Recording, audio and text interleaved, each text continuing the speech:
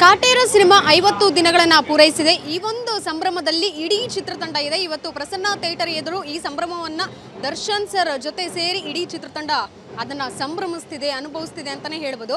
ಜೊತೆಗೆ ಈ ಒಂದು ಸಿನಿಮಾ ಸಕ್ಸಸ್ ಆಗೋದಕ್ಕೆ ಅದರ ಹಾಡುಗಳು ಸಹ ತುಂಬಾ ಇಂಪಾರ್ಟೆಂಟ್ ಆಗುತ್ತೆ.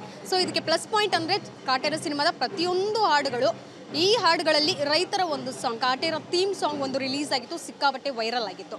ಸದ್ಯಕ್ಕೆ ನಮ್ಮೊಟ್ಟಿಗೆ ಆ ಹಾಡಿನ ಲಿರಿಕ್ಸ್ ಬರೆದಂತಹ ಪುನೀತ್ ಆರ್ಯ ಅವರಿದ್ದಾರೆ. ರೈತರ ಸಾಂಗ್ ನೀವೆಲ್ಲರೂ ಕೇಳಿರ್ತೀರ, ಈಗ ಅದ್ರ ಬಗ್ಗೆ ಅವ್ರನ್ನ ಮಾತಾಡಿಸ್ತೀನಿ. ಸರ್ ನಮಸ್ತೆ. ಒಂದು ಸಿನಿಮಾ ಸಕ್ಸಸ್ ಆದರೆ ಖುಷಿ ಇರುತ್ತೆ, ಅದರಲ್ಲಿ ನೀವು ಬರೆದಿರೋಂಥ ಒಂದು ಹಾಡು ಸಕ್ಸಸ್ ಆದರೆ ಎಷ್ಟು ಖುಷಿ ತರುತ್ತೆ? ಫಸ್ಟ್ ಆಫ್ ಆಲ್ ಸಿನಿಮಾದ ಇವತ್ತು 50 ದಿನ ಸಂಭ್ರಮದಲ್ಲಿದ್ದೀನಿ. ಇದಕ್ಕೆ ಕಾರಣರಂತ ಎಲ್ಲ ಕನ್ನಡಾಭಿಮಾನಿಗಳು ಮತ್ತು ಡಿ-ಬಾಸ್ ಸೆಲೆಬ್ರಿಟಿಗಳಿಗೆ ಧನ್ಯವಾದ ಹೇಳ್ತಾ ಇದ್ದೀನಿ. ಒಂದು ದೊಡ್ಡ ಸಕ್ಸಸ್ ಆಗಿರುವಂಥ ಸಿನಿಮಾದಲ್ಲಿ ನಾನು ಪಾಲುದಾರ ಆಗೋದೇನೋದೇ ನನಗೆ ಖುಷಿ. ಒಂದು, ನಾನು ಡೈರೆಕ್ಷನ್ ಡಿಪಾರ್ಟ್ಮೆಂಟಲ್ಲಿ ವರ್ಕ್ ಮಾಡಿದ್ದೀನಿ. ಇನ್ನೊಂದು ನನಗೆ ದೊಡ್ಡ ಹೆಮ್ಮೆ ಅಂದರೆ ರೈತರ ಗೀತೆ ಬರೆದಿದ್ದು. ಈ ಸಿನಿಮಾದಲ್ಲಿ ನನಗೆ ಸಾಂಗ್ ಬರೆಯಬೇಕು ಅಂತ ತುಂಬ ಆಸೆ ಇತ್ತು, ಬಟ್ ರೈತರ ಸಾಂಗ್ ಬಂದಿದ್ದು ನನಗೆ ಖುಷಿ ಆಗಿದೆ. ಏನಕ್ಕೆ ಅಂದರೆ ನಾವು ಲವ್ ಸಾಂಗ್ಸು, ಐಟಮ್ ಸಾಂಗ್ಸು ಅಥವಾ ಪ್ಯಾಥೋ ಸಾಂಗ್ಸ್ ಈ ಥರದ್ದು ತುಂಬ ಸಿನಿಮಾಗಳ ಅವಕಾಶಗಳು ರಿಪೀಟ್ ಬರ್ತಾ ಇರುತ್ತೆ. ರೈತರ ಗೀತೆ ಅನ್ನೋದು ನಮಗೆ ಬರೋದೇ 10 ವರ್ಷಕ್ಕೆ 15 ವರ್ಷಕ್ಕೆ ಒಂದ್ಸಲ ಮಾತ್ರ ಆ ಥರದೊಂದು ಅವಕಾಶ ಸಿಗೋದು. ಆ ಥರ ಸ್ಕ್ರಿಪ್ಟ್ ಬರೋದೇ ತುಂಬ ಕಡಿಮೆ. ಆ ಥರದ್ದೊಂದು ದೊಡ್ಡ ಸೂಪರ್ ಸ್ಟಾರ್ ಹೀರೋ ಆಗಿ ಮಾಡೋ ಥರದ್ದು ಆ ಅವಕಾಶ ನನಗೆ ಬಂದಿದೆ, ನನಗೆ ಖುಷಿಯಾಗಿದೆ. ಈಗ ಅದು ಬರೆದಿದ್ದಲ್ಲದೆ ಅದು ದೊಡ್ಡ ಯಶಸ್ಸಾಗಿದೆ. ಅದು ಹೋದಾಗ ಹೊರಗಡೆ ಇಲ್ಲ ನನಗೆ Kaatera writer, Kaatera lyric writer ಅಂತ ಗುರುತಿಸಿದ್ರೆ ನನಗೊಂದು ಖುಷಿ ಇದೆ ಮೇಡಮ್. ಈ ಒಂದು ಹಾಡಿಂದ ಇವಾಗ ಸಕ್ಸಸ್ ಸಿಕ್ಕಿದೆ, ಎಷ್ಟು ಆಪರ್ಚುನಿಟೀಸ್ ನಿಮ್ಮನ್ನು ಹುಡ್ಕೊಂಡು ಬರ್ತಾ ಇದೆ? ಎಲ್ರಿಗೂ ಅಂದರೆ ಒಂದು ಸಕ್ಸಸ್ ಸಿಕ್ಕಿದ ಮೇಲೇ ಅವಕಾಶಗಳು ಬರ್ತಾ ಇರುತ್ತೆ ಮೇಡಮ್. ನಾವು ತುಂಬ ವರ್ಷದಿಂದ ಇಲ್ಲಿ ರೈಟ್ರಾಗೇ ವರ್ಕ್ ಮಾಡಿಕೊಂಡು ಡೈರೆಕ್ಷನ್ ಡಿಪಾರ್ಟ್ಮೆಂಟಲ್ಲಿ ವರ್ಕ್ ಮಾಡ್ಕೊಂಡು ಬಂದಿದ್ವಿ. ಬಟ್ ನಮಗೊಂದು ಸಕ್ಸಸ್ ಅನ್ನೋದಿರಲಿಲ್ಲ. ನನಗೆ ಗುರು ಶಿಷ್ಯರು ಅನ್ನೋದೊಂದು ಮೆಲೋಡಿಯಾಗಿ ಒಂದು ದೊಡ್ಡ ಸಕ್ಸಸ್ ತಂದುಕೊಟ್ಟಿತ್ತು. ಅವಾಗ ಒಂದಷ್ಟು ಸಾಂಗ್ಗಳು ಬರ್ತಿದ್ವಿ. ಬಟ್ ಪರ್ಟಿಕ್ಯುಲರ್ಗೆ ಕಾಟೇರದ್ದು ಸಕ್ಸಸ್ ಏನಂದರೆ, ಒಬ್ಬ ಮಾಸ್ ಹೀರೋ ಇರಬೇಕಾದ್ರೆ ಅದರಲ್ಲಿ ಒಂದು ಮಾಸಾಗಿನೇ ಹಿಟ್ಟಾಗಿರುತ್ತೆ, ದೊಡ್ಡ ಜನಗಳಿಗೆ ತಲುಪಿರುತ್ತೆ, ಸಿನಿಮಾ ಇಂಡಸ್ಟ್ರಿ ಒಳಗೆ ತಲುಪಿರುತ್ತೆ.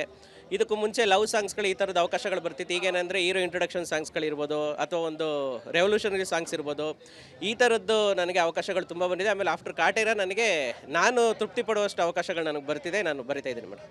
ಈಗ ಹಾಡು ಬರಿಬೇಕಾದ್ರೆ ನಿಮ್ಗೇನಾದರೂ ಚಾಲೆಂಜಸ್ ಫೇಸ್ ಮಾಡೋವಂಥದ್ದು ಇದ್ದೇ ಇರುತ್ತೆ. ನೀವು ಈ ರೀತಿ ಬರಬೇಕು ಅನ್ನೋವಂಥದ್ದು, ಒಂದು ಏನಾದರೂ ವಿಜುವಲ್ ನೀವು ತೊಗೊಂಡ್ಬಿಟ್ರೆ ಅದೇ ರೀತಿ ಬರಬೇಕು. ಜೊತೆಗೆ ಅಪ್ಪಟ ಕನ್ನಡವನ್ನು ಬಳಸಿದ್ದೀರಾ, ಎಷ್ಟು ಚಾಲೆಂಜಿಂಗ್ ಆಗಿತ್ತು ಸರ್?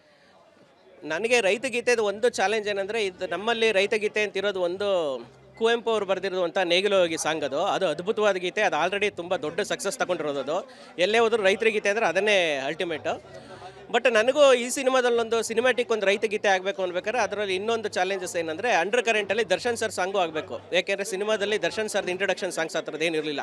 ಇದು ಎರಡೂ ಆಗಬೇಕು ಅನ್ನೋದು ನನಗೆ ಡೈರೆಕ್ಟರ್ ಕೊಟ್ಟಿದ್ದಂಥ ಒಂದು ಟಾಸ್ಕ್. ಅದು ಅದ್ರ ಪ್ರಯತ್ನದಲ್ಲೇ ನನ್ನ ಪರ್ಸ್ನಲಿ ಏನಂದರೆ, ಕುವೆಂಪು ಅವ್ರು ಬಂದು ನೇಗಿಲು ಹೋಗಿ ಸಾಂಗ್ ಬರೆದಿದ್ದು, ವಿಶ್ವಮಾನವ ಸಾಂಗ್ ಮಾಡಿದ್ದವರು.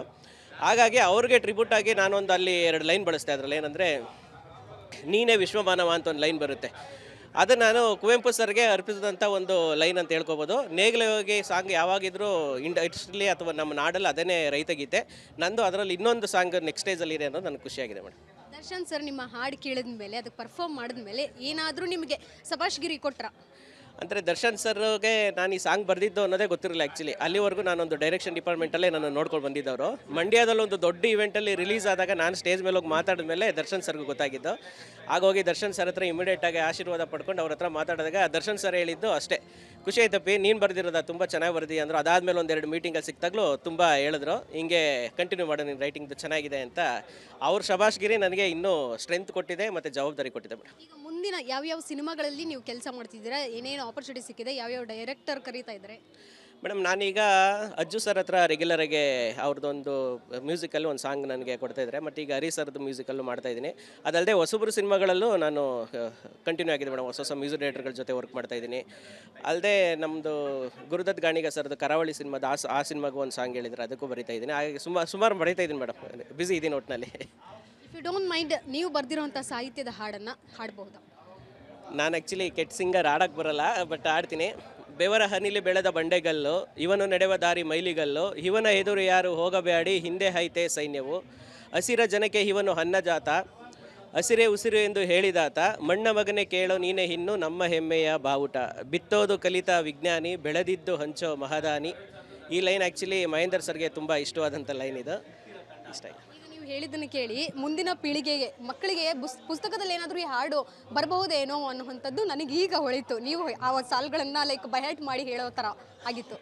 ಇಲ್ಲ ಆ್ಯಕ್ಚುಲಿ ಅಷ್ಟು ದೊಡ್ಡ ಮಟ್ಟಕ್ಕೆ ಬರೆದಿದ್ದೀನಿ ಅಂತ ನನಗನ್ಸಲ್ಲ, ಬಟ್ ಆ ಪ್ರಯತ್ನ ಅಂತೂ ಮಾಡಿದ್ದೀನಿ ನಾನು. ಮುಂದಿನ ದಿನಗಳಲ್ಲಿ ಈ ಥರದ್ದು ಸಿನಿಮಾಗಳು, ಈ ಥರದ್ದು ಸಾಂಗ್ಸ್ಗಳು ಮತ್ತು ಈ ಥರದ್ದು ಒಂದು ರೈಟಿಂಗು ಇದ್ದರೆ ಸಿನಿಮಾದಲ್ಲಿ ಏನಕ್ಕೆ ಅಂದರೆ ಎಂಟರ್ಟೈನ್ಮೆಂಟ್ ಜೊತೆಗೆ ಒಂದು ಮೆಸೇಜು ಕೂಡ ಇರಬೇಕು ಮತ್ತು ಅದು ಲಾಂಗ್ ರನ್ನಾಗಿ ಉಳ್ಕೋಬೇಕು. ಅದೇ ನಮ್ಮದು ಉದ್ದೇಶ ಇರುತ್ತೆ ಯಾವಾಗಲೂ. ಆ ಥರದ್ದೊಂದು ಈ ಸಾಂಗ್ ಆಗಿದೆ. ಇನ್ನೂ ಈ ಥರದ್ದು ಒಳ್ಳೊಳ್ಳೆ ಲೈನ್ ಬರುವಂಥ ಅವಕಾಶಗಳು ನನಗೂ ಎಲ್ಲರದ್ದು ಆಶೀರ್ವಾದ ಇರಲಿ ಅಂತ ನಾನು ಕೇಳ್ಕೊತೀನಿ. Thank you madam. ಇದಿಷ್ಟು ಪುನೀತ್ ಆರ್ಯ ಅವರ ಮಾತಾಗಿತ್ತು. ಅಂದರೆ ಮುಂದಿನ ಪೀಳಿಗೆಗೆ ಈ ಒಂದು ಹಾಡು ಪದ್ಯಾಗಿ ಬಂದ್ರೂ ಬಹುಶಃ ಅದರಲ್ಲಿ ಅನುಮಾನ ಇಲ್ಲ ಅಂತ ಹೇಳ್ಬೋದು, ಮತ್ತು ಅತಿಶೋಕ್ತಿ ಸಹ ಅಲ್ಲ ಇದನ್ನು ಹೇಳೋದಕ್ಕೆ.